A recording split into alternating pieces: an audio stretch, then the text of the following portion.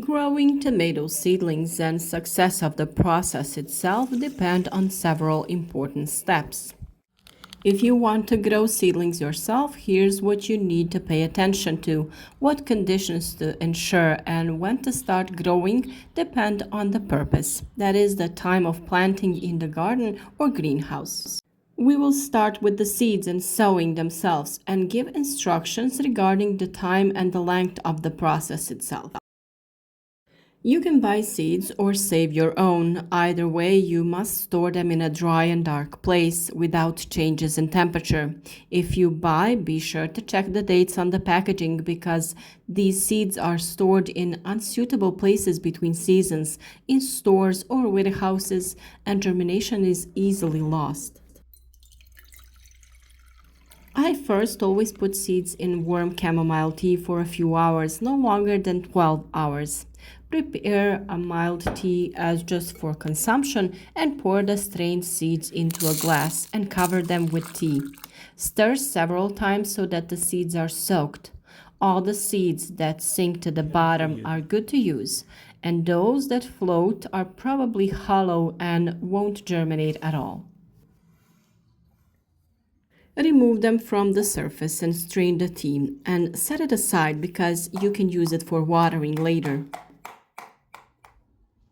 After that, we put the seeds in paper towels or tissues. We lightly spray the tissues with the tea and fold them. Then we put them in a box that will retain moisture and prevent the tissues from drying out. The tissues must always be slightly damp.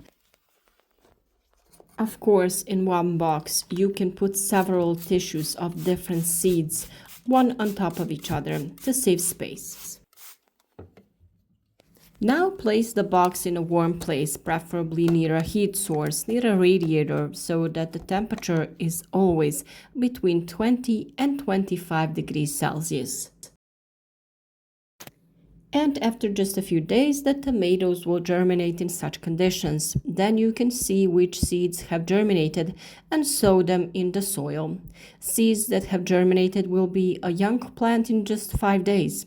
Of course, if the seeds have not germinated, we won't use those.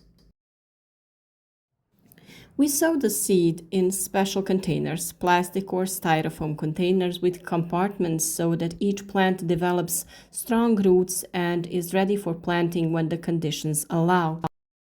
We can also sow the seeds in some recycled containers, vases, styrofoam containers without compartments, and after the plants grow and develop at least 2 to 4 true leaves, we then transplant them into separate containers.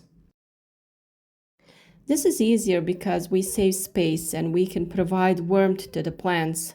When we do this separately for each seed, we have significantly larger number of containers and we need a larger space in which the plants will thrive. The choice is yours depending on the space and the conditions that you can provide. And now, as for the conditions, tomatoes require a certain temperature to germinate and sprout.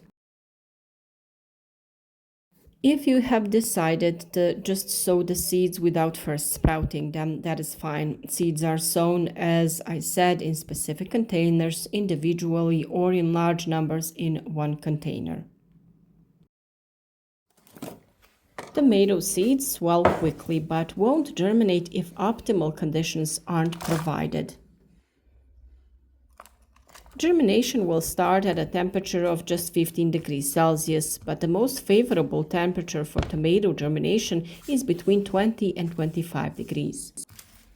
In this way, the seeds will germinate well and the overall germination rate will be higher in percentage. The important fact is that tomatoes germinate best in the dark, so you can freely cover the seeds with a layer of soil, and it's not necessary to add artificial light as is the case with some other plants.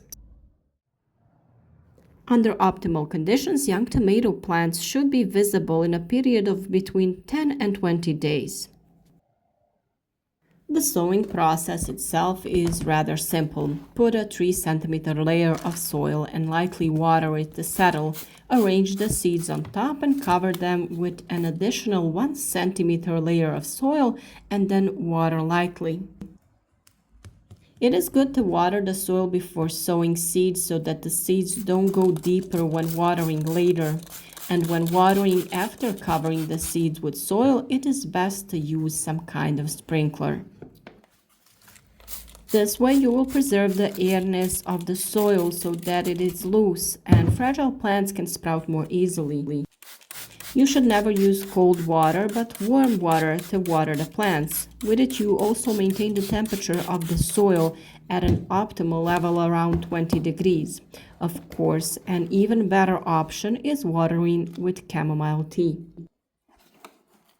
The length of the nursery period varies for different plant species. This refers to the period from sowing to transplanting into the garden. Tomato seedlings production takes from 40 to 70 days, depending on the variety characteristics and the conditions in the nursery itself.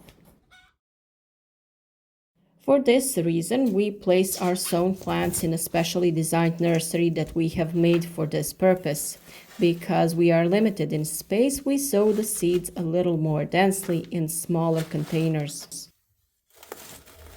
This nursery is made from styrofoam and has LED lights inside that give the seeds the necessary temperature.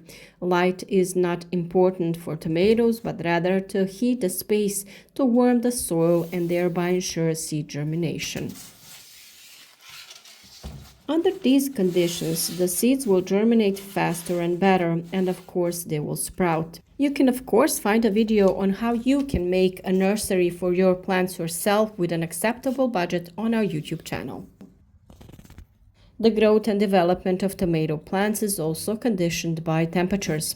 Generally, harmonious plant growth is achieved at a daytime temperature of 20 to 25 degrees and at night between 13 and 17. A difference of 7 degrees between day and night temperature is desirable. This is easiest to maintain exactly in this kind of nursery. And the optimal sowing time is mid-February so that you can plant your plants in a greenhouse as early as April. For seedlings that you will plant outside, and February and the beginning of March is good for sowing, and control the growth of your plants with the temperature until the conditions prove suitable for planting outside.